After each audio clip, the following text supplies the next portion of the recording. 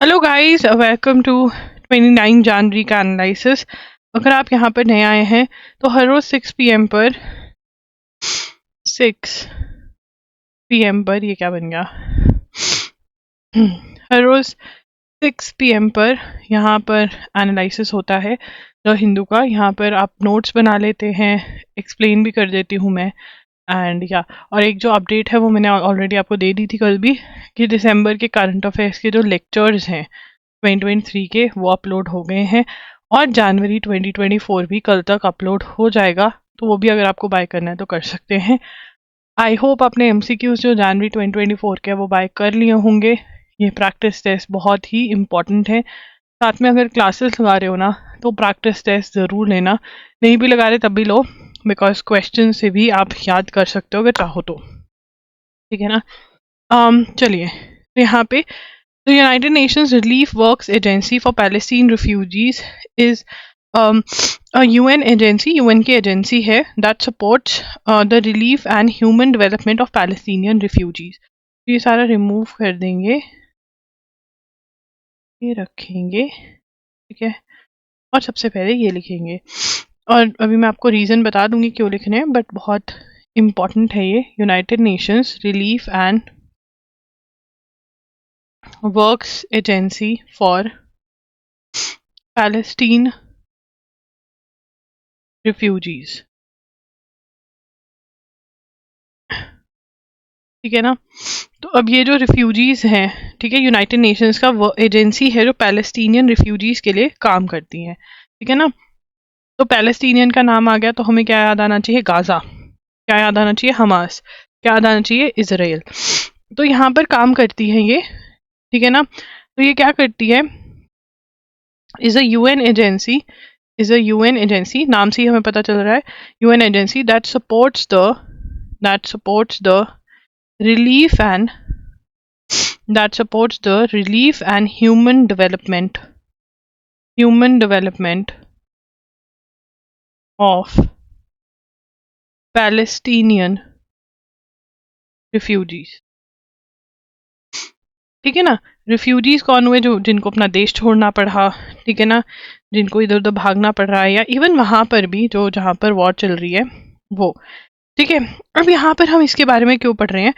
क्योंकि यहाँ पर an unfortunate development with a suspicious immediacy after ICJ order is the suspension of global aid to the UNRWA based on Israeli allegation that 12 staffers were involved in October 7 attack. तो यहाँ पे क्या किया गया है? सस्पेंशन ऑफ, ये लिखेंगे, suspension of global aid, suspension of global aid to the UNRWA based on Israeli allegation that 12 staffers were involved in October 7 attack.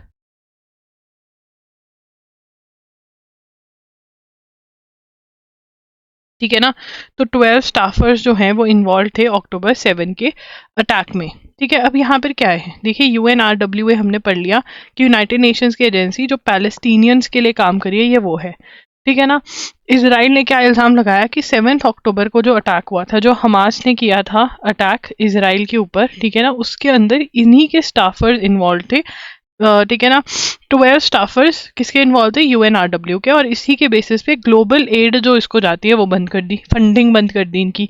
अब फंडिंग क्यों कहा जा रहा है कि बंद करिए? इसके पीछे कोई और रीज़न है, और वो क्या रीज़न है? इंटरनेशनल कोर्ट ऑफ जस्टिस का डिसीजन, ठीक है ना। International court of justice on international court of justice on Israel.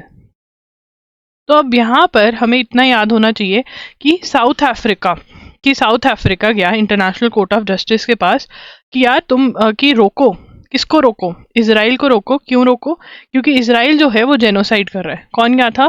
South Africa गया ICJ के पास कि आप जो है किसको रोको? इजराइल को रोको। किसको रोको? इजराइल को रोको, क्योंकि वो जेनोसाइड कर रहा है। जेनोसाइड क्या होता है कि आप किसी को, किसी की कास्ट, ग्रुप, एक पूरा ग्रुप ऑफ लोग हैं, ठीक है ना, पर्टिकुलर ग्रुप, जो वो एक पर्टिकुलर कास्ट, एक पर्टिकुलर रीजन को बिलोंग करते हैं, या कुछ भी उनका ग्रुप बनता है किसी चीज के बेसिस पे, आप उसको बिल्कुल बिल्कुल खत्म करना चाह रहे हो। तो यहाँ पे जो पैलेस्टीनियंस हैं उनको खत्म करने की कोशिश करी जा रही है, ऐसा बोला किसने, साउथ अफ्रीका ने आईसीजे को। तो आईसीजे ने अब उसके ऊपर ऑर्डर दिया है, और ये इंटरिम ऑर्डर है, परमानेंट ऑर्डर नहीं। अभी इसके ऊपर और डिस्कशन होगी। इंटरिम ऑर्डर क्या, टेम्परेरी ऑर्डर होता है जब तक कि फाइनल डिसीजन ना आ जाए। तो क्या बोला है, despite the absence of an explicit call for a ceasefire, the ruling handed down by International Court of Justice is a momentous one that binds Israel to its obligation to prevent acts of genocide in its ongoing military operation. ठीक है ना, the UN's highest judicial body has spelled out provisional measures after finding that at least some of the acts and omissions alleged by South Africa to have been committed by Israel in Gaza appear to be capable of falling within the provisions of Genocide Convention.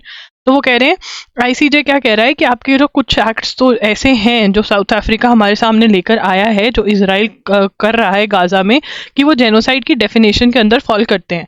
South Africa which took on the extra ordinary responsibility of making Israel accountable for its violations of humanitarian law stands vindicated as ICJ accepted its standing to approach the court and found its preliminary submission tenable. तो यहाँ पे ICJ ने क्या कहा कि हाँ मैं ये केस सुन सकता हूँ, मेरे पास पावर है। ICJ has directed Israel to take effective, अब ये लिखेंगे क्या कहा है, ICJ directed Israel to take effective and immediate measures to ensure humanitarian assistance and basic services to Gaza. ठीक है ना, तो उन्होंने क्या बोला कि मेजर्स लेने होंगे आपको कि ह्यूमैनिटेरियन असिस्टेंस, जो आप मतलब चीज़ें जो चाहिए बेसिक लोगों को, वो तो वहाँ पे पहुँचानी होंगी, मतलब वो आप उनको पहुँचने से नहीं रोक सकते। इफेक्टिव एंड इमीडिएट मेजर्स लीजिए कि टू इंश्योर कि ह्यूमैनिटेरियन असिस्टेंस और बेसिक सर्विसेज जो है वो गाजा में अवेलेबल हो। While Israel and its allies highlight the absence of an order on stop military action, it cannot be ignored that the order is tailored to be achieving the objective of preventing genocide, a term that includes killing members of the targeted group. Palestinians in this case causing seriously bodily and mental harm to them and deliberately inflicting on them conditions. The order is moral and legal indictment of Israel for bombing health facilities, designated safe areas and densely populated areas. तो यहाँ पे उन्होंने ये बोला कि आप जो bombing कर रहे हो हेल्थ फैसिलिटीज़ के ऊपर, जो आप बॉम्बिंग कर रहे हो सेफ एरियाज जो डेजिग्नेट करे गए हैं, आपको लड़ना है तो आप वहाँ की मिलिट्री से लड़िए, ठीक है ना, आप वहाँ के टेररिस्ट ग्रुप से लड़िए, लोगों को कुछ क्यों कह रहे हो ऐसा। The most of the provisional measures were favored by 15-2 majority shows a high degree of consensus. 15-2 जो measures थे, provisional measures favored by 15-12 majority. अगर कल तक 15-2 मेजॉरिटी मतलब 15 जजेस एक साथ और 2 जजेस एक साइड पे थे, ठीक है, तो यहाँ पर अगर कल तक हमें प्रोविजनल मेजर्स क्लियर कट नहीं मिलती हैं तो जो इंपॉर्टेंट होगी वो आपके लिए निकाल लाऊंगी। अभी इतना ही करो, इसमें इतना डिटेल नहीं है जितना होना चाहिए, ठीक है, थोड़ी सी और डिटेल में हम करेंगे। चलिए आगे चलते हैं, आज के लिए इतना ही करेंगे इस वाली न्यूज़ में। उसके बाद अब यहाँ पे जो ऑर्डर है ना वो कह रहे हैं कि देखो पहले किसने आना था चीफ गेस्ट बन के, किसने आना था, अर्लियर, यहाँ पे लिखेंगे earlier US president was to come as chief guest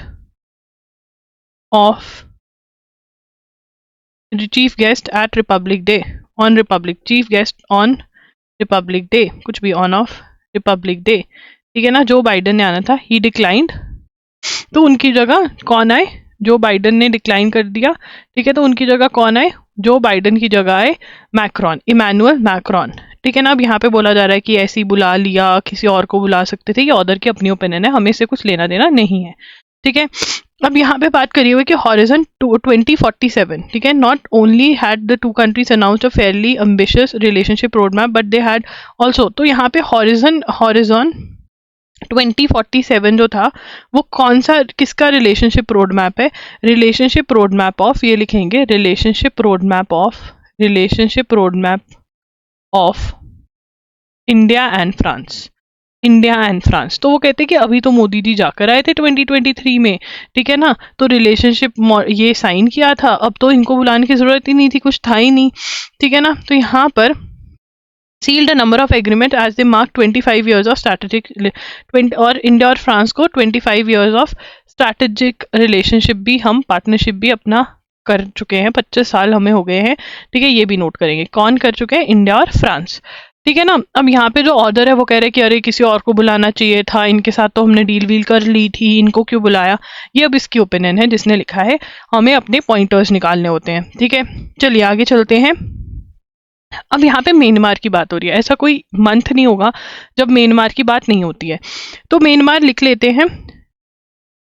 हाँ मैंने स्पेलिंग से लिखा ना, ये चेक करी थी। तो म्यांमार में क्या हुआ, यहाँ पे कुछ डिटेल्स दी हुई हैं। वो कह रहे हैं कि 3 साल हो गए, 3 years हो गए, 3 years since army took power from democratically elected Aung San Suu Kyi. She was the leader of Myanmar. Coup क्या होता है कि डेमोक्रेटिकली इलेक्टेड, मतलब लोगों ने इनको इलेक्ट किया था, मिलिट्री जो थी इनको लात मारी और खुद पावर में आ गई, इसको हुए 3 साल हो गए, ठीक है ना। मैसिव सिविल डिसोबीडियंस मूवमेंट, लोग जो है इससे खुश नहीं है, वो कह रहे हैं इलेक्शन कराओ, देश को चलाने दो, ठीक है ना। Deposed members of parliament formed, जो इनको निकाल दिया गया था बाहर, ठीक है ना, तो यहाँ पे डिपोज्ड मेंबर्स लिखेंगे, deposed members of parliament, deposed members of parliament.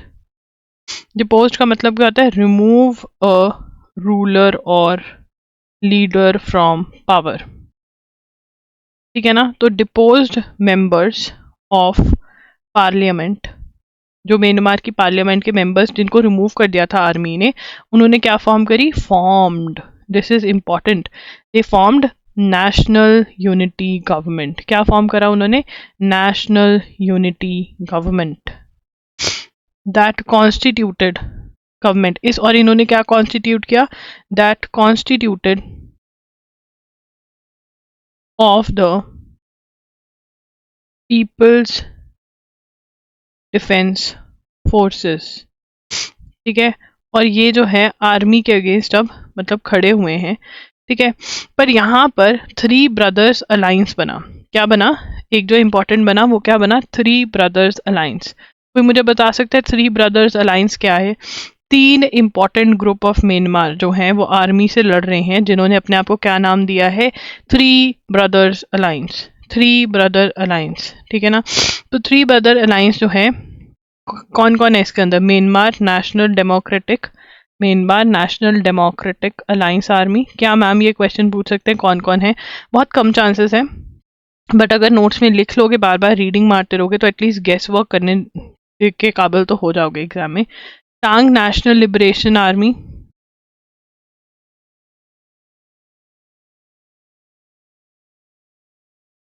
ठीक है ना। यहाँ पे Arakan army,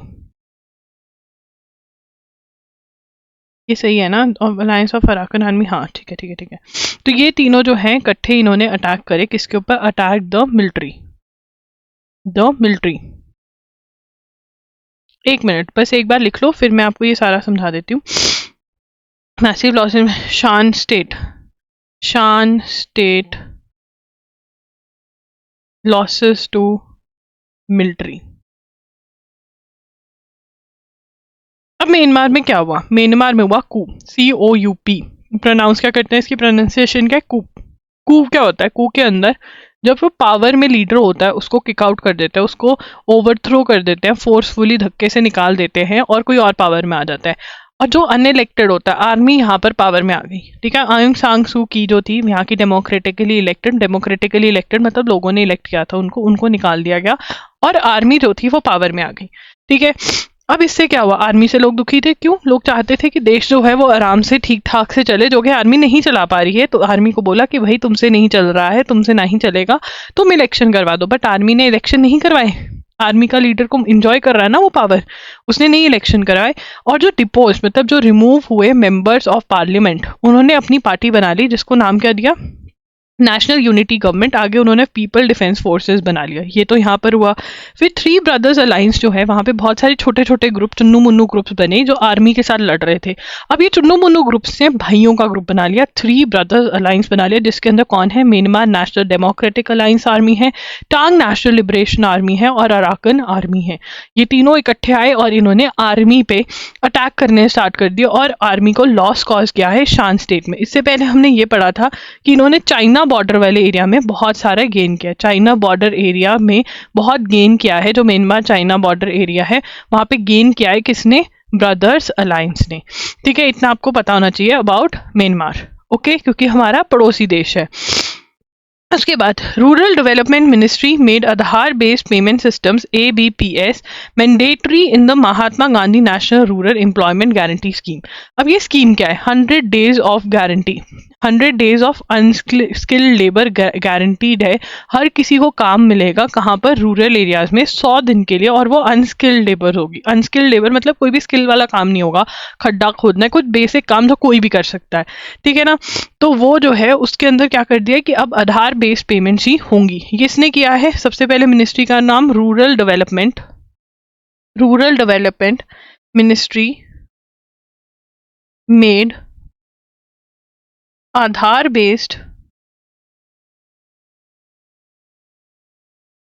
payment systems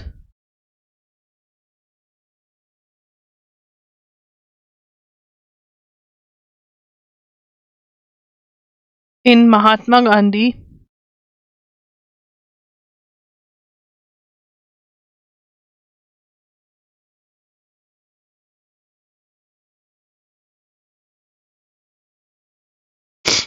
Gandhi national rural employment guarantee scheme. कि आपको आधार कार्ड से अपना सब कुछ लिंक करना पड़ेगा, ठीक है ना, तभी आपकी पेमेंट आएगी। और इसके अंदर क्या है, 100 days of guaranteed work, unskilled labour in rural areas, unskilled work दिया जाता है कि हर किसी को काम करने का मौका देगी सरकार। That is what is Mahatma Gandhi national rural employment guarantee scheme. ठीक है जी, आगे चलेंगे। Cancer is a disease of genome, genes का बहुत बड़ा रोल है कैंसर के अंदर, ठीक है ना। तो यहाँ पर अब advancement in genomic technologies in the past couple of decades, including global initiatives such as cancer genome atlas। तो जीन्स के ऊपर स्टडी बहुत करी जा रही है और इसके अंदर जो यूके है वो बहुत आगे निकल गया, वो अपने लोगों के जीन्स इकट्ठे कर रहा है और देख रहा है कि कैसे क्या चीज़ काम करती है क्या नहीं करती।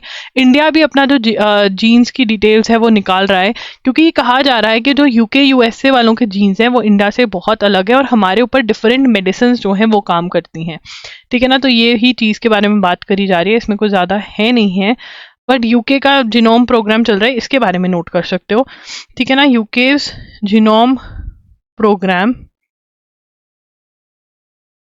1 लाख जीनोम प्रोग्राम। तो इन्होंने बताया study of last week suggested could indeed transform cancer care. तो जीनोमिक्स कैंसर के जो जीन्स है अगर उनको स्टडी करा जाए तो वो कैंसर केयर को इजी बना सकते, ट्रांसफॉर्म कर सकते कैंसर केयर को। तो यहाँ पे बस ये वाला हम नोट कर लेते हैं और बाकी कुछ नहीं। यहाँ पे लिखेंगे UK's ongoing 1 lakh genome programme, a study of over 13,800 cancer patients suggested cancer genomics could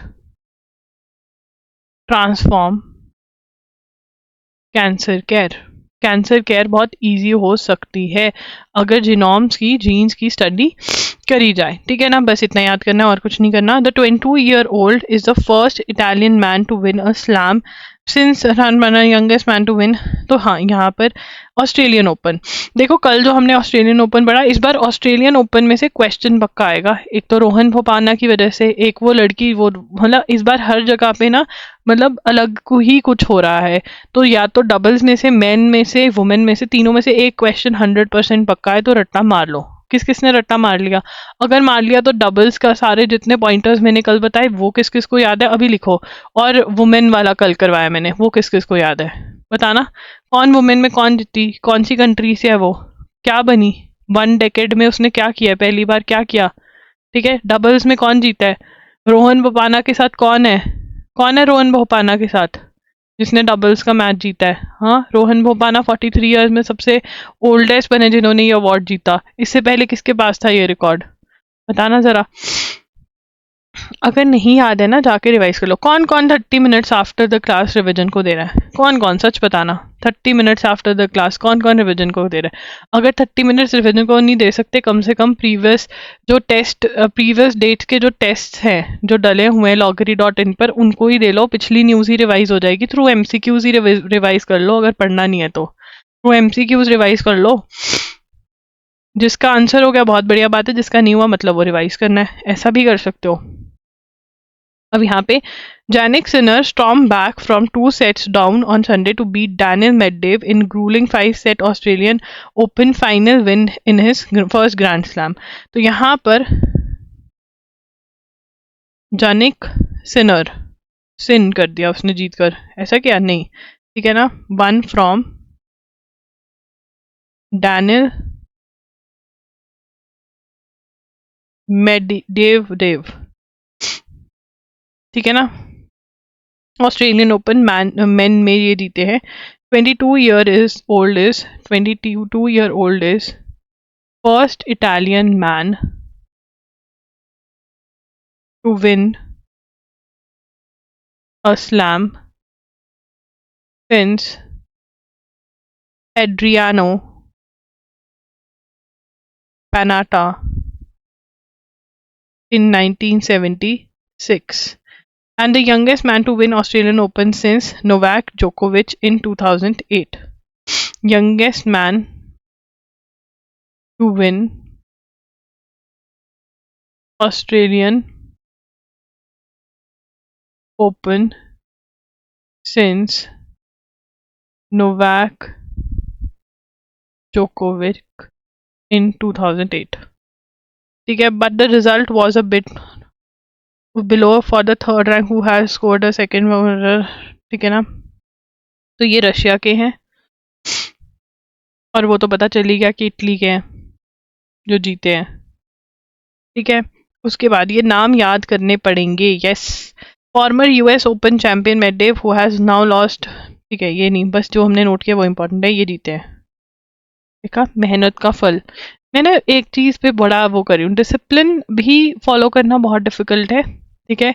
और देखो, अगर आप डिसिप्लिन्ड हो, ठीक है ना, सुबह उठ रहे हो टाइम से, अपना जो शेड्यूल है वो फॉलो कर रहे हो, जो करना है वो कर रहे हो, पता है पढ़ाई करनी है तो पढ़ाई कर रहे हो, ठीक है ना, डिसिप्लिन फॉलो कर रहे हो, और नो डिसिप्लिन कर रहे हो, दोनों ही पेनफुल है, दोनों में ही पेनफुल है, पेन दोनों में है। बट फ़र्क पता है क्या है, ये वाला पेन के बाद ये वाला जो पेन है, इससे रिजल्ट मिलता है, और इस वाले से सिर्फ और सिर्फ आगे भी सैडनेस मिलती है, ठीक है ना, नो रिजल्ट। यहाँ पे हैप्पी होने के चांसेस बहुत ज़्यादा हैं, हैप्पी होने के चांसेस। और अगर यहाँ पर भी फेल भी हुए ना, तो फेलियर से लर्न करके, ठीक है ना, डिसिप्लिन रहकर आगे कुछ बन जाओगे, ठीक है ना, आगे कुछ बन जाओगे। और अगर इसी रास्ते पे चले जा रहे हो नो डिसिप्लिन, और इस रास्ते पे नहीं गए डिसिप्लिन वाले पे, तो हमेशा सैडनेस और नो रिजल्ट ही आपके उसमें आएंगे। तो ध्यान रखना, डिसिप्लिन रहो। तभी कह रही हूँ आफ्टर क्लास 30 मिनट रिवाइज करो, ठीक है ना, वीकेंड्स पे टेस्ट दो, ठीक है। यस, ये तो कर सकते हो, ये तो फॉर फ्री है, चलो टेस्ट तो मेरे पेड हैं, ठीक है ना, पर ये तो कर सकते हो, ये तो फॉर फ्री है। कौन कौन कर रहा है 30 मिनट्स की रिविजन आफ्टर क्लास? किस किस ने वीडियो देखी है हाउ टू लर्न वाली जो मैंने करी हुई है? देखी है किसी ने? किसने देखी है? देखोगे आज? Nepal China to soon sign implementation plan of BRI projects. ये अभी नोट नहीं करेंगे, इनको करने दो। पर BRI के बारे में मैंने तुमसे बहुत बार बात करी है, तो इसके पॉइंटर्स क्या हैं? Belt and road initiative, belt and road initiative ये क्या है, किसका प्रोजेक्ट है? ये चाइना का स्कीम है, चाइना की स्कीम है, जिसमें किसकी बात करता है? ट्रेड कनेक्टिविटी की, कि ट्रेड के लिए हम कनेक्टिविटी बनाए। तो क्या करता है? वर्ल्ड ओवर इंफ्रास्ट्रक्चर, जो भी कंट्री कहती है कि हाँ हम तुम्हारे साथ करने को काम तैयार है, इंफ्रास्ट्रक्चर डेवलप करता है चाइना, ठीक है ना, और इंफ्रास्ट्रक्चर डेवलपमेंट, चाहे ब्रिजेस हैं, रोड्स हैं, रेलवेज हैं, जहाँ से भी ट्रेड कनेक्टिविटी बना सकता है वो करता है, दैट इज BRI। अब ये नेपाल के साथ सोचने का कर रहे हैं। इंडिया जो है, इंडिया ने बाइकआउट किया हुआ है, इंडिया नहीं पार्टिसिपेट करता, नो पार्टिसिपेशन। इंडिया पार्टिसिपेशन क्यों नहीं करता? क्योंकि ये POK में, ठीक है ना, POK में पाकिस्तान ऑक्यूपाइड कश्मीर की जो टेरिटरी है वहां पे भी कंस्ट्रक्शन कर रहे हैं, जबकि वो डिस्प्यूटेड टेरिटरी है। तो इंडिया कहता है भाई तू वहां क्यों घुस रहा है जब तुझे पता है कि डिस्प्यूटेड टेरिटरी है। ठीक है जी, ओके। ये BRI के जो पॉइंट्स हैं ये ऐसे लिख लिख के कौन याद कर रहा है? कर रहे हो याद ऐसे? चलो ठीक है, एक और रिक्वेस्ट करनी थी, लास्ट 7 डेज नहीं, कोई तो मुझे 4 to 5 डेज के भेज दो, क्योंकि अगर मैं एक दिन के आपको रिवाइज करके दिखाऊंगी ऑन स्क्रीन, आपको एक दिन के तो करने आसान है, तो अगर 4 to 5 डेज के मुझे नोट्स का PDF भेज दोगे, कहाँ पे भेजना है? logrian@gmail.com पे, तो उससे फिर मैं तुम्हें रिविजन करनी सिखा दूंगी, ठीक है ना, तो फिर तुम रिवाइज कर सकते हो। ठीक है, चलो आगे चलते हैं। हाँ ये हो गया, ये भी नोट नहीं करना था, BRI वाला पॉइंटर्स नोट करने थे। Burkina, Mali, Niger quit West African bloc. तो यहाँ पर सबसे पहले लिखेंगे बुर्किना फसो। देखो बुर्किना फसो को याद कैसे करते हैं, ठीक है ना, बाइट जो होती है ना, रोटी की बाइट या किसी की भी बाइट, बुर्की बोलते हैं उसको, हिमाचली में, पंजाबी में, हरियाणवी में बुर्की बोलते हैं, ठीक है, मैंने सुना है ये वर्ड बुर्की, ठीक है। और अगर आप बड़ी बुर्की, बड़ी बाइट, ठीक है, अगर आप बड़ी बाइट ले लोगे तो क्या होगा? फंस जाएगी। तो बुर्की ना फंसो, तो बुर्की फंसनी नहीं चाहिए, बाइट शुड नॉट फसोफाई, तो छोटी बुर्की खानी है, ठीक है, बुर्की।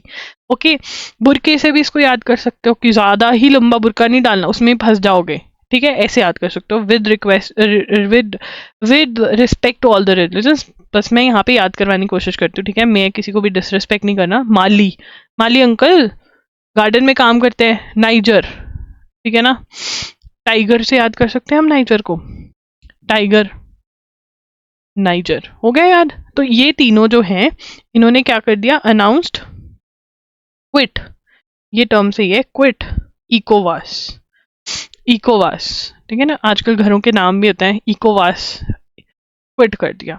ठीक है, अब इकोवास है क्या? सबसे पहले इकोवास का लिख ले, इकोवास क्या है? यहाँ पे मैंने लिखा हुआ है इकोवास का, लिखेंगे मतलब तुम्हारा तो चलता रहेगा ना। इकोवास क्या है? इकोनॉमिक कम्युनिटी, इकोवास लिखेंगे पहले हम, इकोवास फुल फॉर्म लिखते हैं, economic community of West African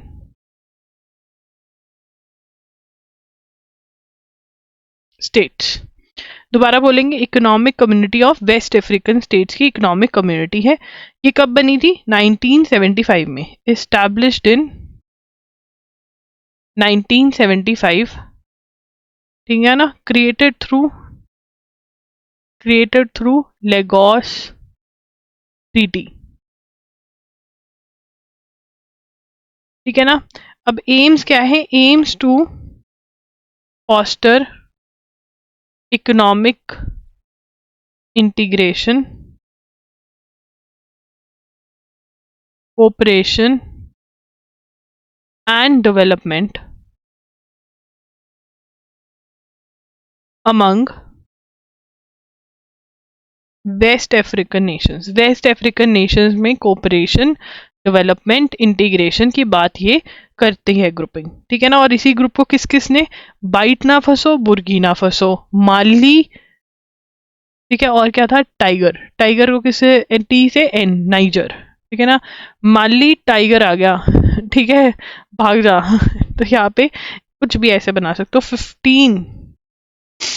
15 member states है, ठीक है, और हेडक्वार्टर कहाँ पे है इसका? ये भी याद कर लो, मेंबर नेशंस के नाम याद करने की जरूरत नहीं है।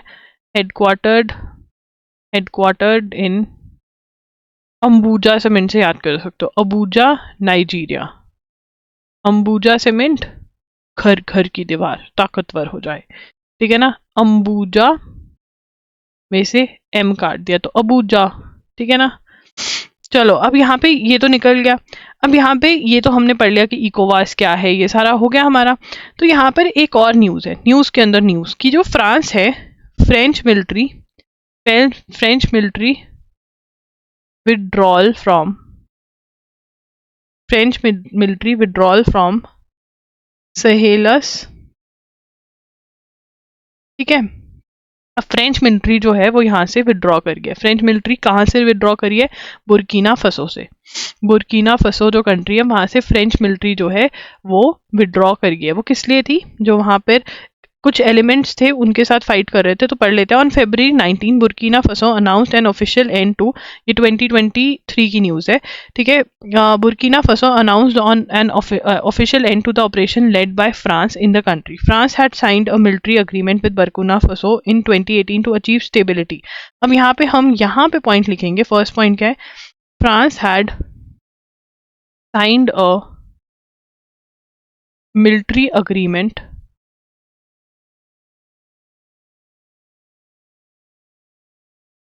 with Burkina Faso in 2018 to achieve stability against threat of Islamist militant groups. जो इस्लामिस्ट मिलिटेंट ग्रुप्स है, ठीक है ना, स्टेबिलिटी अचीव करने के लिए, उनसे लड़ने के लिए बुर्किना फसो ने 2018 में फ्रांस के साथ एग्रीमेंट किया था। तो अब क्यों इनके साथ कैंसिल कर दिया? बिकॉज ये जितनी भी कंट्रीज हैं, since coup took place in last Burkina Faso, ठीक है ना। यहाँ पर एक और पॉइंट ऐड करना पड़ेगा, सॉरी, ये वाली कंट्रीज ने क्यों इकोवास से एग्जिस्ट कर दिया? Coup took place, two coup took place in all of these places, coup take place कर गया। टू कू क्या है? मैंने अभी स्टार्टिंग में ही बताया, it is the forcefully ओवरथ्रोइंग government in power. जो गवर्नमेंट इन पावर है उसको लात पड़ जाना, उसको लात मार देना, ठीक है ना, इलेक्टेड गवर्नमेंट। तो यहाँ पर अब हम एक टेबल बनाएंगे, सॉरी, हाँ मैं भूल गई, मुझे अभी पढ़ाते पढ़ाते याद आया कि ये बताना है, ठीक है ना। बहुत ही बेकार बना है, थोड़ी सीधी लाइन मारेंगे, थोड़ा साफ सुथरा लिखेंगे। चलो, यहाँ पर नाइजर में हुआ लास्ट जुलाई 2023 में, बुर्किना फसो में हुआ 2022 में, और माली जी 2020 में, ठीक है ना। कू कंट्री, ईयर ऑफ कू, ठीक है। तो यहाँ पर ये कंट्रीज को छोड़ गई, अब यहाँ पे कू हो गया, कोई और आके बैठ गया। ये इकोवास बात करते हैं कि भैया देश का भला हो, ठीक है ना। ये क्या कहते हैं? हमारा भला हो। अब जिसने कू किया वो देश का भला थोड़ा ना सोच रहा है, वो तो अपना भला सोच रहा है। इकोवास बोलती है कि भैया सबके दिल में वास हो, सबका भला हो, ठीक है ना। तो इसलिए छोड़ गए। अब फ्रांस वाली बात पे, फ्रेंच मिलिट्री जो थी वो बुर्किना फसो से बाहर आ गई। क्यों? वहां पे भी कू हो गया, वो भी शांति नहीं चाहते। बुर्किना फसो जो है 2018 में अग्रीमेंट साइन किया था कि इस्लामिस्ट मिलिटेंट ग्रुप से आप लड़ाई करो, ठीक है ना। अब फ्रांस जो था, similar agreements with other western nations, but वहां से भी this departure marks a new chapter in Burkina's battle with Islamist group like al-Qaeda and Islamic State which have taken over swaths of land. बहुत सारा land जो है वहां पे ले चुके हैं वो, ठीक है ना। बट हाँ, ये जो है वहां पर हुआ है, ओके, ठीक है। एक छोटी सी न्यूज, बट उसमें से दो न्यूज़ निकल गई हैं। अब यहाँ पे एक्टिविस्ट फ्रॉम रिपोस्टे एलिमेंटरी, ये ऐसा लग रहा है कोई पिज्जा का नाम हो। What would you like to eat ma'am? I would like to eat riposte elementary. Food retaliation, अच्छा ये फूड की रिटेलिएशन है। हर्ल सूप एट लिनांडो दा विंचीज मोनालिसा एट लुवरे इन पेरिस। मुझे लगता था हमारे इंडिया में ही ऐसे काम होते हैं, हर जगह हो रहे हैं। बेचारी उसकी फोटो को तो छोड़ दो, उसके ऊपर का सूप गिरा रहे हो क्या आप? The protester call the right to health and sustainable food, the painting suffer no harm due to its glass case. अच्छा, उन्होंने भी उसको ग्लास में डाला हुआ है। यहाँ पे एक्टिविस्ट लिख लेंगे, एक्टिविस्ट फ्रॉम रिपोस्टे। अगर किसी को कोई कैफे वैफे खोलना है तो नाम लिख लो, अच्छा इटालियन नाम है, एलिमेंटरी। नाम ही भूल जाएंगे, मेरे जैसा तो ही करेगा। अरे वो कहाँ जाना है? अरे वो जो उधर है यार, वो यार, हाँ मेरे को नहीं ऐसे डिफिकल्ट नाम याद रहते, फिर हम देसी भाषा में समझा देते, अपनी लोगों को समझाना ही होता है। तो ये क्या है? फूड रिटेलिएशन, फूड पे रिटेलिएशन कर रहे हैं। देखते हैं अगर इसके ऊपर और कुछ, मुझे पता है ना, इतना एक्सपीरियंस मुझे हो गया है कि अब इसके ऊपर बहुत बड़ा सा एक आर्टिकल आ जाएगा। मैं तो ऐसे ही अभी पढ़ा दूँ, फिर तब भी पढ़ाऊँ, इसे तभी पढ़ेंगे, ठीक है ना। क्या किया? सूप, हर्ल मतलब सूप फेंक दिया, इसके ऊपर लियोनार्डो, वो जो आंटी सी बहुत फेमस वाली पेंटिंग नहीं है उसके ऊपर। बताओ, मोनालिसा भी कहते होगी, किस कलयुग में आके क्या हो गया। ठीक है ना, एट इन पेरिस। ठीक है ना, protesters called for right to healthy and sustainable food. इनका पिज्जा भी हेल्दी तो नहीं होता, पता नहीं, कहीं कहीं तो बोलते हैं, इसी चक्कर में इतना खा जाती थी, अब नहीं खाती हूँ मैं। नो, मैदा तो होता है ना उसमें। चलो, अब मोहम्मद यूनुस, यार ये मोहम्मद यूनुस भी बहुत न्यूज़ में आते हैं। मोहम्मद यूनुस को कब मिला था नोबेल प्राइज़? 2006 में नोबेल प्राइज़ मिला था। किसके लिए? ग्रामीण बैंक के लिए, माइक्रो क्रेडिट के लिए।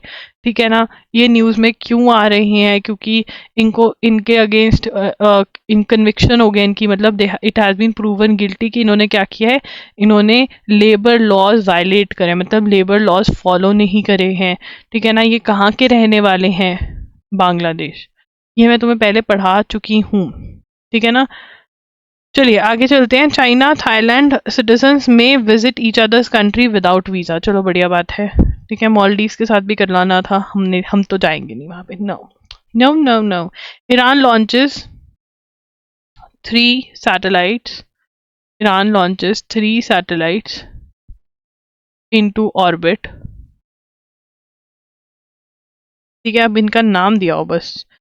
Iran on Sunday simultaneously launched 3 satellites into orbit nearly a week after the launch of research satellite. While the Mahada is designed, अब यहाँ पे हम टेबल बनाते हैं। चलो आओ थोड़ी कलाकारी करें, टेबल बनाएंगे। ठीक है, अब टेबल में सबसे पहले क्या लिखेंगे? मादा। तुमने डिस्कवरी चैनल देखा है, उसके अंदर वो हिंदी में बोल रहे थे ना, तो मादा जो है is design to test advanced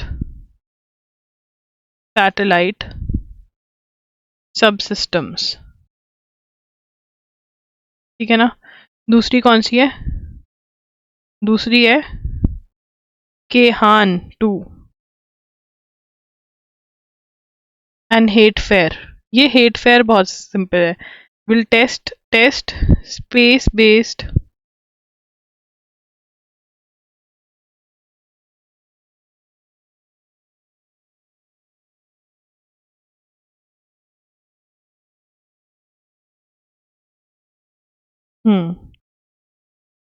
will test space based positioning technology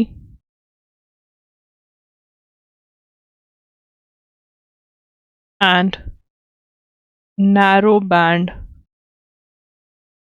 communication।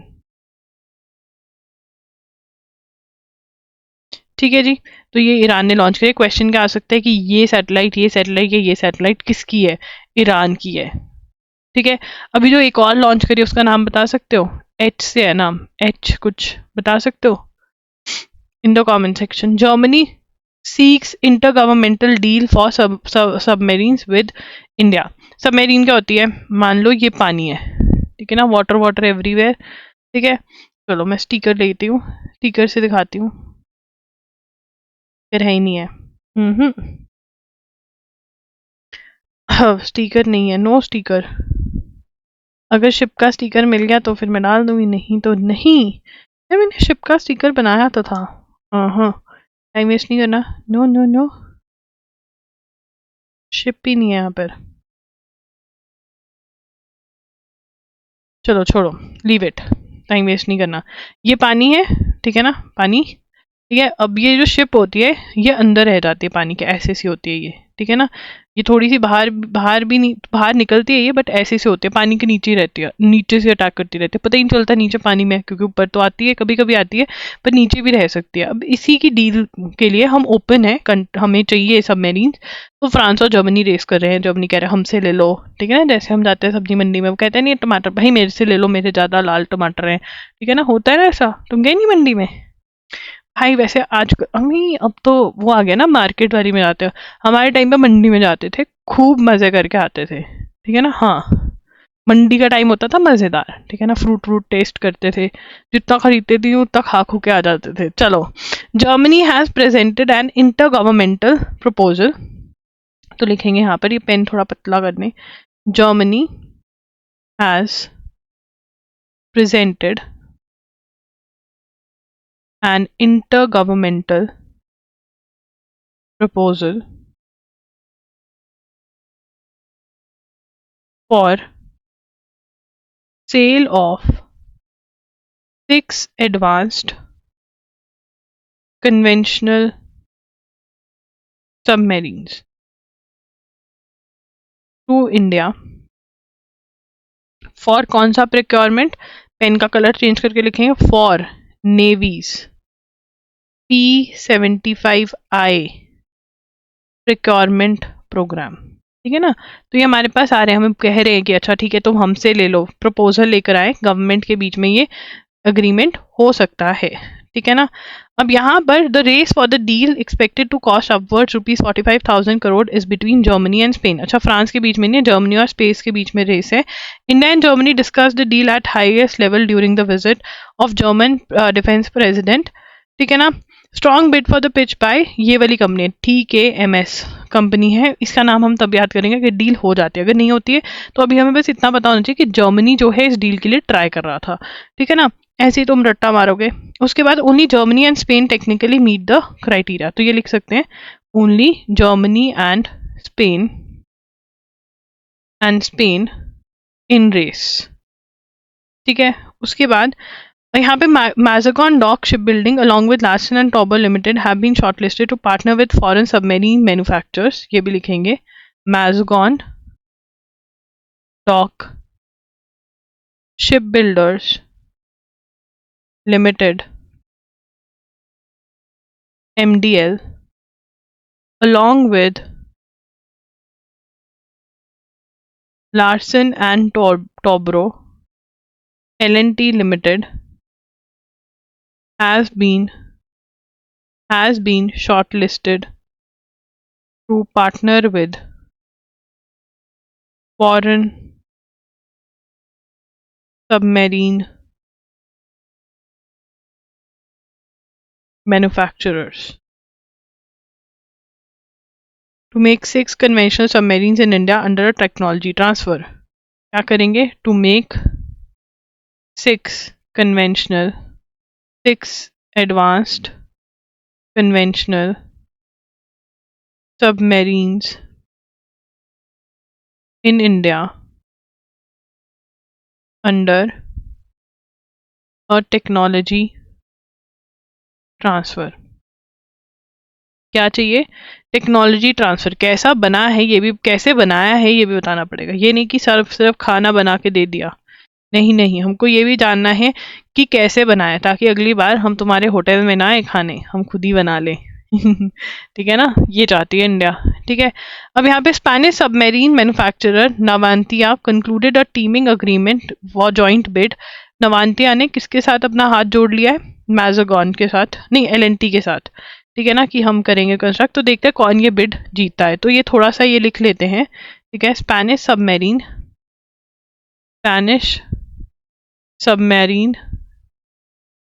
Manufacturer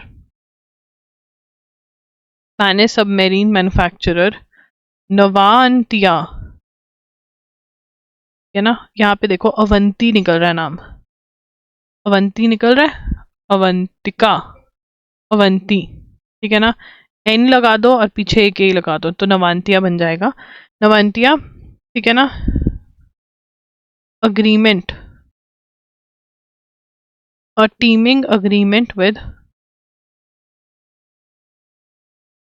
L&T to jointly bid for the project, ठीक है। अब बिड का मतलब क्या होता है? अब मान लो, हाँ, मेरे को अपने ऑफिस बनवाना है, ठीक है ना, बन रहा है हमारा, थोड़ा बड़ा कर रहे हैं। पहले हमारा बिल्कुल ही कितना छोटा है, मैं तो बता भी नहीं सकती, चल भी नहीं सकते हम। चल तो क्या सकते हैं, वो ऐसा भरा हुआ है, बस जो घुस गया अंदर तो वो कुर्सी पे बैठो, इधर उधर मंडरा नहीं सकते हैं बिल्कुल भी, ऐसा है। तो थोड़ा सा वो करना पड़ रहा है क्योंकि किताबें ही बहुत बढ़ गई हैं। तो मान लो मेरा ऑफिस बनाना है मुझे इतना, ठीक है ना, अभी है इतना, ठीक है, सच में इतना ही है अभी तो, ठीक है ना। नहीं, अभी हम मजाक कर रही हूँ, मान लो इतना मुझे ऑफिस बनाना है, ठीक है ना। अब मेरे को चाहिए भाई कोई बना दे, मेरे पास तो टाइम नहीं है, तो मैं अब करती हूँ कि ठीक है मुझे ये बनाना है, ये मेरी रिक्वायरमेंट्स हैं, कौन बना के देगा। तो बहुत सारे लोग आ गए, ये वैसे ऐसा, मतलब ये छोटा एग्जाम्पल दे रही हूँ, ठीक है ना। ABC XYZ आ गया। ABC कहता कि मैं 2 लाख रुपए लूंगा, ठीक है ना। XYZ कहता मैं 1 लाख रुपए लूंगा, ठीक है ना। और एक आ गया EFC, कहता 50,000 में बना दूंगा, ठीक है ना। जो सबसे कम देगा तो मैं तो उसको ही दे दूंगी ना। तो मैंने इसको दे दिया, मैंने कहा चल ठीक है, ये होती है बिडिंग, कि 50,000 में बन जाएगा बढ़िया, ठीक है ना। बट और भी चीज़ें देखनी होती है, क्वालिटी भी बताते हैं कि हम ये लगाएंगे, ये नहीं कि पता चला एक दिन बैठे और दूसरे दिन छत्ती सर पे गिर गई, ठीक है। तो ये सब चीज़ें होती है, दिस इज बिडिंग। ओके, चलिए, both the bids have since been submitted and are currently being evaluated. अब ये इवैल्यूएट कर रहे हैं, ठीक है ना। Both bids submitted, sorry for the verb, currently being evaluated, ठीक है ना। इवैल्यूएटेड मतलब देख रहे हैं, जैसे पेपर चेक होते हैं ना, जैसे तुम हम पेपर दे आए, अब टीचर देखेगी। तो नॉर्थ ईस्ट में, नॉर्थ ईस्ट टू लिखेंगे, north east to, north east to get first naturopathy hospital. ये नेचुरोपैथी बहुत फेमस हो रही है भाई। हाँ, अंकल आंटी जा रहे हैं बहुत सारे, तो क्या हो जाता है, हम वहाँ पे जाएंगे, मिट्टी में रहेंगे, उनको हाँ मतलब जो अब जिनके पास पैसा आ जाता है फिर यही करते हैं ना। हमारे पास मिट्टी में बैठने तक का टाइम नहीं है, ठीक है। अब ये फ्री हो गए हैं तो ये मिट्टी विट्टी में बैठ कर आते हैं। बट हाँ यार, इट एक्चुअली वर्क्स, मजाक अपनी जगह है, मेरी तो आदत है मजाक उड़ाना। Union AYUSH minister Sarbananda Sonowal and Assam. अब देखो, यूनियन आयुष मिनिस्टर का तुमने नाम सुना है, तो ये पेपर में आ सकता है, जिनका नाम कम सुना जाता है। आयुष मिनिस्टर कौन है? सरबानंदा सोनोवाल, ठीक है ना। इन्होंने इनॉग्रेट करी है first naturopathy hospital in north east, ठीक है ना। अब यहाँ पे बी इन्वेस्टेड इन द, क्या बना रहे हैं, सेंट्रल, नाम भी है इसका, central research institute of, central central research institute of yoga and. भाई इतनी करंट अफेयर्स पढ़ा दी है मैंने, सुबह में उठी तो मेरे को पता नहीं कवच की याद आ रही थी। अब वो जो ट्रेन वाला है कि उसको कैसे पढ़ा सकते हैं सच में। हाँ, मैं पता नहीं, मुझे कवच की मतलब ये एग्जाम्पल दे सकते हैं, फिर बच्चों को कवच समझ में आ जाएगा। एंटी कोलिजन सिस्टम है वो, ठीक है। हाँ, इतना मतलब करंट अफेयर्स पढ़ा दिया है, मुझे सपने में भी करंट अफेयर्स आ रहा है, ठीक है। तो यहाँ पे ये जो है कहाँ पर आ रहा है, this is very important, at Dihing Kamti Ghat in Assam, ठीक है। डिस्ट्रिक्ट कौन सा पड़ेगा इसको, डिब्रूगढ़। और मैं असम में गई हुई हूँ, जब मैं गई थी ना कुछ काम था, लॉग आई, ठीक है, और किसी ने मेरी मम्मी को बता दिया, अरे वहाँ पे तो ऐसा हो जाता है, तो मतलब टेंशन वेंशन चलती रहती है वहाँ पर। और मेरी मम्मा मुझे फ़ोन करके कह रही है, मैं यार चिल मारो तुम, ठीक है। हाँ, अब हमें देखना है, तो हमको देखना है इधर क्या है। फिर हम गए पूरा क्रूज़ में गए वहाँ पर, अरे वहाँ पे देसी क्रूज़ होता है, ऐसे कोई वो नहीं, तो घूम कर आए ब्रह्मपुत्रा रिवर में। द क्राइन would be developed as a centre of excellence in yoga and naturopathy for cardiovascular diseases in India and develop protocols for management of non-communicable disease। अब इसको कार्यक्रम क्या देख दिया है, ये भी नोट करना पड़ेगा। जो क्रायन है, ये क्रेयॉन जैसा लग रहा है, क्रायन would be developed as a as center of excellence in yoga and naturopathy for cardiovascular diseases in India and develop, दो काम दिए गए हैं, and develop protocols for management of non-communicable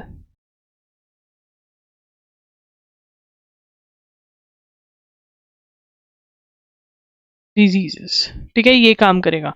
this is important क्योंकि देखो यार, इससे ना इंडिया को बहुत बढ़ावा मिलता है। अब हमारे यहाँ पे हमें पता है कि अगर यार चोट लगी दूध में हल्दी मिला के पी लो। अब ये जो अंग्रेज लोग हैं इनको बेचारों को नहीं पता, सच में इनको तो बेचारों को दवाइयां दे दे के कर देते हैं। हाँ, जो हमारे इंडिया से भी लोग गए हुए हैं वो भी ऐसे करते हैं, वो बेचारे कंफ्यूजन में जी रहे हैं कि अब हम इंडिया का दूध हल्दी पी के ठीक हो या इनका इंजेक्शन लगवा लें।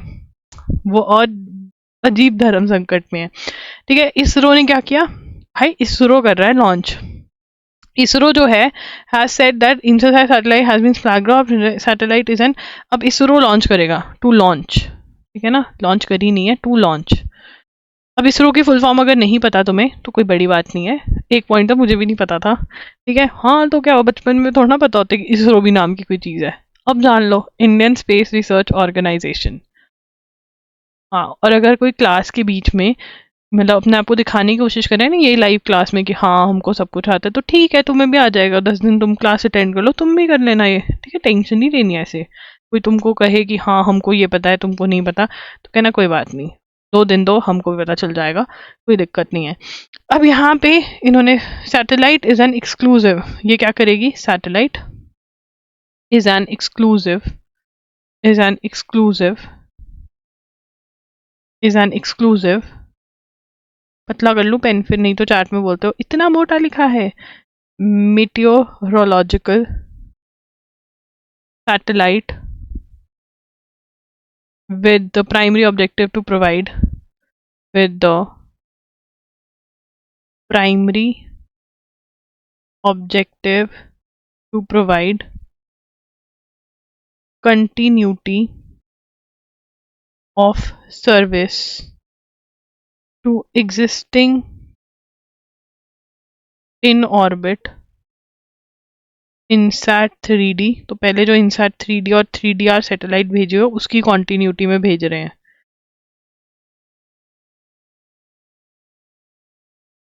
Will enhance capability of INSAT system, ठीक है ना, इनसैट सिस्टम की जो कैपेबिलिटी है वो बढ़ाएगा। एक और भाई जा रहा है, ठीक है ना, इनसैट सिस्टम गैप, तुम्हें पूछना चाहिए कि ये कौन सा भाई कहाँ जाएगा। INSAT system is Indian national satellite system, किसके लिए, टेलीकम्युनिकेशन, एयरटेल जियो वाले भैया के लिए, ब्रॉडकास्टिंग, ठीक है ना, वेदर वगैरह के लिए ये उनको हेल्प करता है, ठीक है ना, मीटियोरोलॉजिकल लॉजी, ठीक है ना, इसके लिए ये है। तो ये हमें और बता देगा कि भैया अगले साल बारिश होगी, कितनी होगी। The satellite like to know, ठीक है fine. The space agency added that satellite is user funded project with the ministry of earth sciences configured around the ISRO's well proven 1-2K with the satellite is designed for enhanced meteorological observations. Satellite designed for enhanced, हाँ ये इसका मकसद जो है, M जो है वो लिखना पड़ता है, मतलब रटना पड़ता है, मेट्रोलॉजिकल ऑब्जर्वेशंस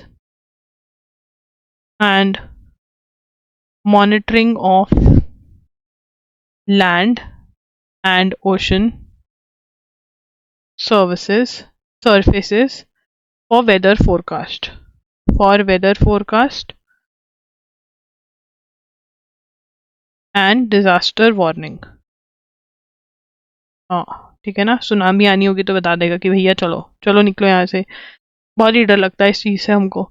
ठीक है, उसके बाद 19 channel sounder data relay transponder and SASR transponder, state of art payload such as. अब पेलोड ये अपने साथ लेके क्या जा रहा है, ठीक है ना, पेलोड जो है ना ये कौन लिखेगा, सिर्फ क्लैट वाले भैया और दीदी लिखेंगे और कोई नहीं लिखेगा, जिसको क्लैट देना है उसको एक्स्ट्रा लिखना पड़ेगा। और ये नहीं कि सिर्फ ये लिखो, एक बच्चे ने मुझे 1 महीने के नोट्स भेजे, उसने सिर्फ और सिर्फ वही चीज़ नोट करी हुई थी जो क्लैट वालों के लिए थी, बाकी सब नोट नहीं किया। कहता आपने ही तो बोला था, अरे भाई पिछला भी सब कुछ नोट करना होता है क्लैट वालों को, ठीक है, ये तो एक्स्ट्रा है, बाकी सब नहीं नोट करेंगे, ठीक है। तो क्या भेज रहे हैं, हाँ क्या तुमको भाषण देने में हम भूल जाते हैं, पेलोड्स सच एज, पहले मैं इनका लिख दूं, तुम 2 मिनट लिख जाओ, मैं फिर भूल जाती हूँ। 6 channel imager and 19 channel sounder meteorology payloads, ठीक है। कम्युनिकेशन पेलोड्स,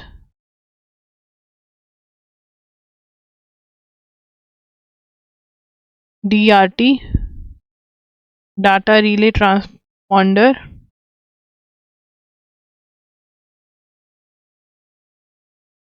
ये क्या करेगा, receives meteorological and oceanographic data, weather forecasting capabilities बढ़ाता है, इंक्रीज वेदर फोरकास्टिंग कैपेबिलिटी। मतलब हमें ये याद रखना है कि ये जो है ये वेदर के फोरकास्टिंग कैपेबिलिटी बढ़ाती है ये वाली सैटेलाइट। और क्या बढ़ाता है, डिस्ट्रेस सिग्नल, ठीक है ना, जो रेस्क्यू के लिए कि भैया हम फंस गए हैं यहाँ पर, हमको बचा लो, ठीक है ना। तो ये है इसकी स्टोरी। ये क्लैट वाले लिख लेंगे, ओनली क्लैट, और कोई मत लिखना इसको, बाकी ऊपर वाला सभी लिखेंगे, ठीक है। अब यहाँ पर अटैक हो रहे हैं, रेड सी में कौन अटैक कर रहा है, ठीक है ना। अब रेड सी की बजाय किधर से जा रहे हैं, केप ऑफ गुड होप से, ठीक है ना, केप ऑफ गुड होप से आ रहे हैं हमारा जितनी भी शिपिंग आ रही है, क्योंकि यार ये लोग मतलब अटैक कर रहे हैं। सुप्रीम कोर्ट ने क्या बनाया, diamond jubilee, diamond jubilee 60th anniversary, ठीक है ना। तो यहाँ पे लिखेंगे supreme court of India, supreme court थोड़ा मोटा कर लेते हैं, मोटा नहीं मतलब पेन को, सुप्रीम कोर्ट ऑफ इंडिया बहुत ही ज्यादा मोटा हो गया, supreme court of India celebrates diamond jubilee, मतलब 60th एनिवर्सरी,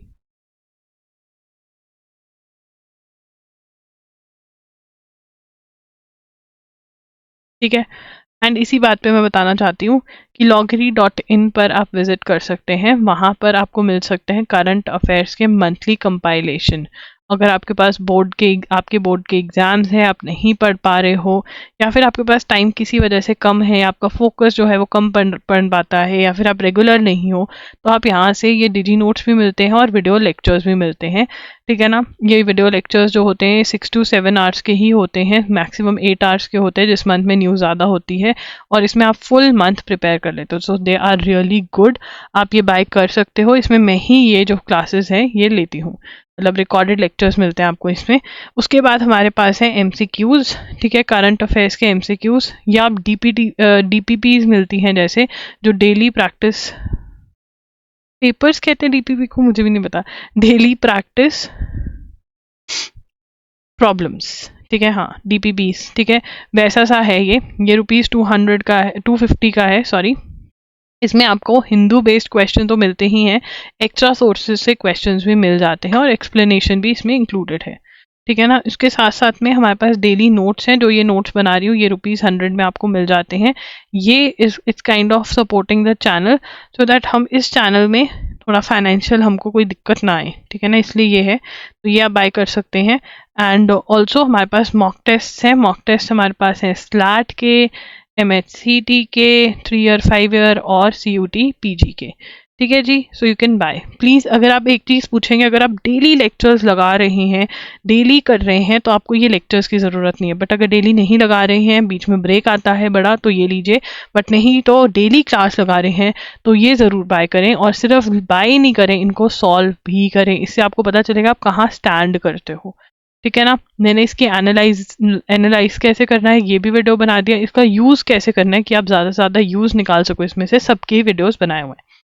अब सुप्रीम कोर्ट की 60th एनिवर्सरी थी, तो यहाँ पे prime minister launch citizen centric information, सबसे पहले फर्स्ट लिखेंगे PM launched citizen centric information and technology initiative,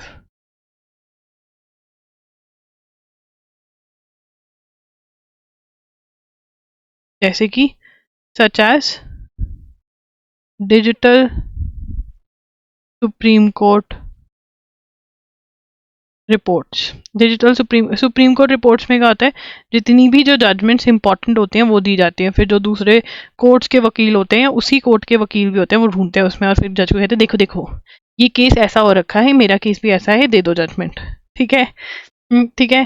cases has cases dating back from 1950। ठीक है ना। accessible to public in digital format। बड़ी अच्छी बात है यार, डिजिटल फॉर्मेट। ठीक है, और क्या इनॉग्रेट किया, दूसरी चीज, inaugurated the launch of new bilingual website of the top court, मतलब सुप्रीम कोर्ट की। बायलिंगुअल मतलब बहुत सारी लैंग्वेजेस में। The chief justice was heading the ceremony, and with top court judges and the chief justice of 25 high court across the country to commemorate the first sitting of the supreme court। First sitting कब हुई थी? अब facts related to supreme court कर लेते हैं। ठीक है ना। इसके फैक्ट्स क्या हैं? इसका सबसे पहला फैक्ट क्या है? First sitting of supreme court कब हुई थी? सुप्रीम कोर्ट ऑन 28 जनवरी 1950। ठीक है ना। First chief justice of India कौन है? HJ नहीं, हरीलाल जे कानिया। ठीक है, ये तो PY क्यों है ये, और ये तो बहुत ही इंपॉर्टेंट क्वेश्चन है, आ सकता है ये। उसके बाद द फॉरेस्ट राइट्स एक्ट। तो यार फॉरेस्ट राइट्स एक्ट की क्यों बात होती है? देखिए यहाँ पे जब ये जो पीरियड है इसको हम डिवाइड कर सकते हैं। कैसे कैसे डिवाइड कर सकते हैं? देखिए, प्रायर टू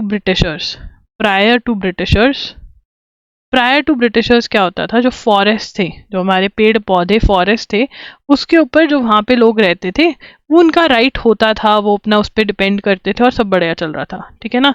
फिर आफ्टर ब्रिटिशर्स क्या हुआ, उन्होंने आकर हमारे फॉरेस्ट पे कब्जा जमा लिया, ये आपको लिखने की ज़रूरत नहीं है। और वो लोग फॉरेस्ट को यूज़ करने लगे कि हम इसमें से मैक्सिमम कैसे अर्न कर सकते हैं। है ना, उनका तो यही सिस्टम है, मैक्सिमम अर्न कैसे कर सकते हैं। और उन्होंने कम्युनिटी राइट्स जो कम्युनिटी राइट्स थी फॉरेस्ट पे, वो खत्म कर दी। ठीक है ना। अब फिर after Britishers came into India, after Britishers went away. ठीक है ना। अब वेंट अवे में क्या हुआ, गवर्नमेंट ने सारा फॉरेस्ट ले लिया, गवर्नमेंट का लैंड बन गया। तो बेसिकली कम्युनिटी की राइट्स की कभी वो चीज़ ही नहीं हुई। कम्युनिटी की राइट्स की बात कहाँ पर हुई? फिर 2006 के लॉ में बात हुई। 2006 के लॉ में बात हुई, ये नोट करेंगे। कौन से लॉ में बात हुई? इस लॉ में बात हुई, scheduled tribes and other traditional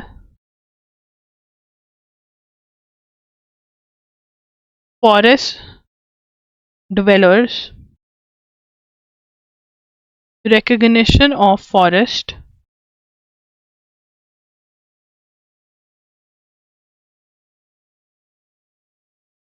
act 2006। In short में इसको फॉरेस्ट राइट एक्ट 2006 भी कहा जाता है, या FRA 2006 भी बोला जाता है। अब इसके आने से क्या हुआ? ठीक है ना। ठीक है, enables tribal communities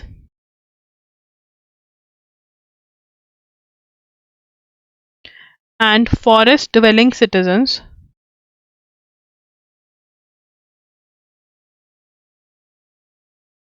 to claim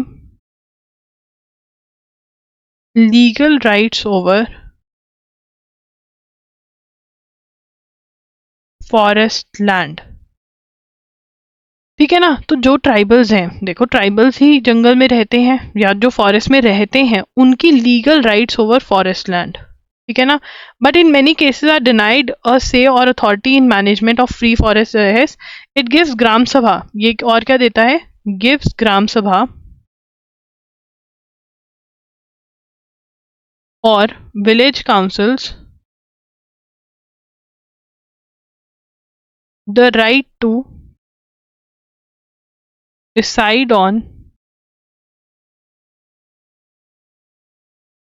how best their forest land can be used. ठीक है ना, उनको राइट देते हैं कि कैसे बेस्ट यूज कर सकते हो, आपकी मर्जी, आप इसको करो। Also any transfer of forest land for non-forestry purposes, for non-forestry use requires their consent। समझ रहे हो? अब एक टाइम ऐसा था जब राइट नहीं थी, बट अब ट्राइबल्स की कम्युनिटी राइट्स भी है फॉरेस्ट के ऊपर। ग्राम सभा और विलेज की जो काउंसिल है वो डिसाइड करते हैं कैसे बेस्ट यूज कर सकते हैं। और नॉन फॉरेस्ट्री पर्पसेस, मतलब अगर आपको फॉरेस्ट को काट कर वहां पे इंडस्ट्री लगानी है, फॉरेस्ट बेसिकली काटना है, कुछ भी करना है, तो किसकी कंसेंट चाहिए होगी? विलेज काउंसिल की या ग्राम सभा की कंसेंट चाहिए होगी, विच इज गुड। ऐसे कोई भी चेंज नहीं कर सकता। ठीक है ना जी, ये जो है इसके स्टेटमेंट बेस्ड क्वेश्चन यहाँ से बन सकता है, तो ये नोट कर लेना। उसके बाद यहाँ पर बात हुई यूजीसी का एक ड्राफ्ट नोटिफिकेशन आया, उसके अंदर यूजीसी का ड्राफ्ट नोटिफिकेशन आया, उसके अंदर क्या कहा पहले लिख लेते हैं और फिर देखते हैं कि क्या कह रहे हैं लोग। ड्राफ्ट नोटिफिकेशन मतलब अभी पक्का नहीं हुआ है, कच्चा। ठीक है ना, तो लिख सकते हो कच्चा, नॉट पक्का, कच्चा पापड़ पक्का पापड़। UGC draft notification propose that vacancy, मतलब अगर कोई सीट खाली है, vacancy reserved for SC, ST and OBC candidates can be declared unreserved if enough candidates from their categories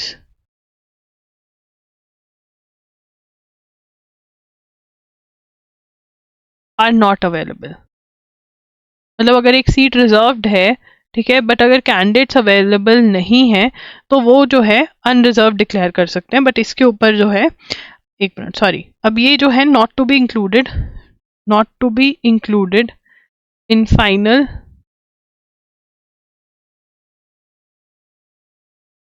guidelines. क्यों? क्योंकि बहुत ज्यादा इसके अगेंस्ट प्रोटेस्ट होने लग गई है। ठीक है ना, the draft provision allowing D reservation of faculty vacancy meant for SC, ST, OBC in central universities will not be part of final guidelines. ठीक है ना, फॉर सेंट्रल यूनिवर्सिटीज आया था ये। मतलब समझ रहे हो, मान लो ABC यूनिवर्सिटी है, ठीक है ना, उसके अंदर साइंस के प्रोफेसर नहीं, सोशल साइंस नहीं, पॉलिटिकल साइंस, हाँ साइंस, पॉलिटिकल साइंस के प्रोफेसर की पोस्ट निकली है। ठीक है ना, अब उसमें से 2 जो है वो जनरल की है, एक रिजर्व्ड है, बट एक रिजर्व्ड में कोई आ नहीं रहा, मान लो SC की है ये। ठीक है, तो वो कहते हैं कि एक को जो हम जनरल में डाल देंगे, बट अब ये नहीं होगा क्योंकि इसके ऊपर बहुत ज्यादा प्रोटेस्ट हो रही है। ठीक है ना, अगर मतलब कोई है ही नहीं उसको भरने के लिए सीट को। अब यहाँ पे बात हो रही है एंड टू एंड इंक्रिप्शन की। चलो 2 ही रह गए हैं, फटाफट से कर लेते हैं। वुड यू माइंड अगर मैं ये कल करा दूं, क्योंकि मेरे घर में कोई दिक्कत तो नहीं है ऐसे, मुझे जाना है अभी, तो हाँ ये 2 हम पक्का प्रॉमिस से कल कर लेंगे। ठीक है, 2 एडिटोरियल्स रह गए हैं, बहुत ही इजी से हैं। ठीक है, कल मिलते हैं 6 बजे। आज के लिए इतना ही, and please do revise, 30 minutes अपनी रिविजन को दिया करो। एंड MCQ टेस्ट जो है अगर आप अफोर्ड कर सकते हो, ₹250, बहुत ही ज़्यादा जेन्युइनली अच्छी चीज़ है, क्योंकि आपकी टेस्टिंग हो जाएगी, आपको पता चल जाएगा आप कहाँ स्टैंड करते हो। ठीक है, that's it, bye bye, take care.